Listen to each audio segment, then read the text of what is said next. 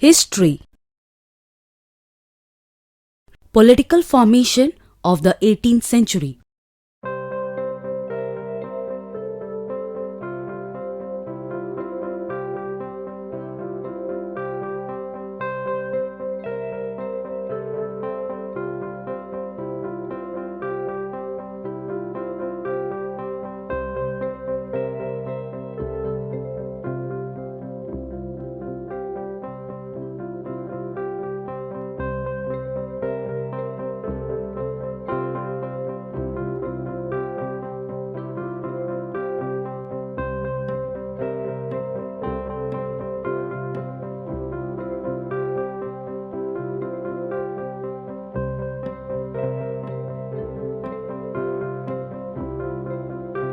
Throughout Asia and southern Europe, the boundaries of the Islamic empires were redrawn during the 18th century. Numerous independent kingdoms emerged and hence the margin of the boundary of the Mughal Empire in India also had to be reshaped. The other factors that led to the Mughal Empire boundaries to be redrawn included the rise of European powers and also the rising of imperialism. Significant events. Many significant events occurred in the Indian subcontinent during the first half of the 18th century. They were emergence of a number of independent kingdoms, growth of European powers on Indian soil, rise of new political and social groups. Crisis faced by the Mughal Empire. Though the Mughal Empire reached the zenith of its power during the reign of Aurangzeb, it began to face many crises towards the end of the 17th century. Many factors led to the crisis and they included financial problems, the long conflict in Deccan and difficulty to manage the powerful Mansabdars. As a result, the empire faced financial bankruptcy, leading to revolt by peasants and zamindars in parts of northern and western India. Another problem was the mounting taxes. Foreign raids. The ruler of Iran, Nadir Shah, looted the city of Delhi in 1739. This was followed by the raids of Ahmad Shah Abdali, an Afghan ruler, who plundered India 5 times between 1748 and 1761 and took away the much of the wealth of India. Fall of the Mughal Empire. Aurangzeb was the last of the mighty Mughal emperors, and when he died in 1707, wars and conflicts erupted between different factions of nobles. There were 2 factions of nobles, those who owed their allegiance to the Iranis and those to the Duranis. These groups of nobles were so powerful that the later Mughal emperors were just puppets in their hands. When the glory and power of the Mughal Empire declined, provincial governors, subedars and big zamindars arrested their power and authority. The Mughal Empire got divided into 3 types of independent states during the 18th century.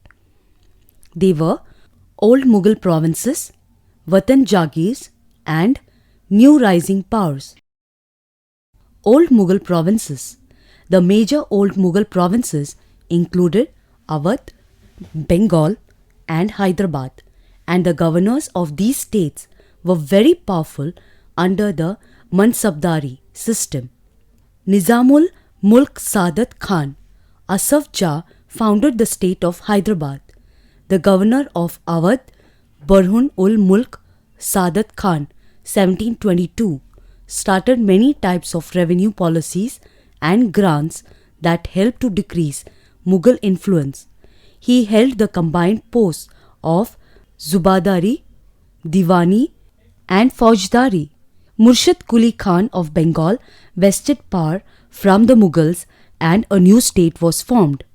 Initially, all these led to the decrease in the extent of the Mughal Empire, and by 1858, the Mughal Empire completely disappeared. Rajput and Sikhs.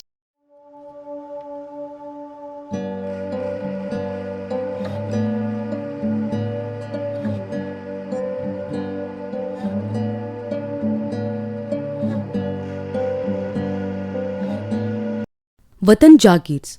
The Mughal kings gave lots of power to many powerful and influential Rajput kings like the kings of Amber and Jodhpur, who had autonomic powers in their own territories, also called Watan Jagirs. Ajit Singh, the king of Jodhpur, had additional powers as the governor of Gujarat also. In the Mughal court, Ajit Singh was involved in political conflicts between the different factions. Likewise, Savai Raja Jai Singh was both the ruler of Amber, present-day Jaipur, and the governor of Malwa. These high positions were conferred on these rulers by Emperor Jahandar Shah in 1713.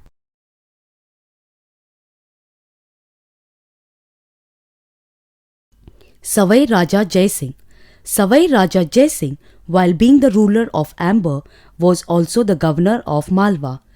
A text in Persian of the year 1730 relates that he held the office of the governor of Agra for 12 years and of Malwa for 5 to 6 years. The extent of his rule was from Delhi to the banks of the Narmada. He is credited with having built many historical monuments, palaces, and forts. The construction of 5 astronomical observatories or the Jantar Mantar at Jaipur, Delhi, and many other places is also credited to him. Smaller kingdoms like Bundi were annexed to his kingdom. But in 1740, the Marathas put a stop to his sway when they conducted campaigns into Rajasthan.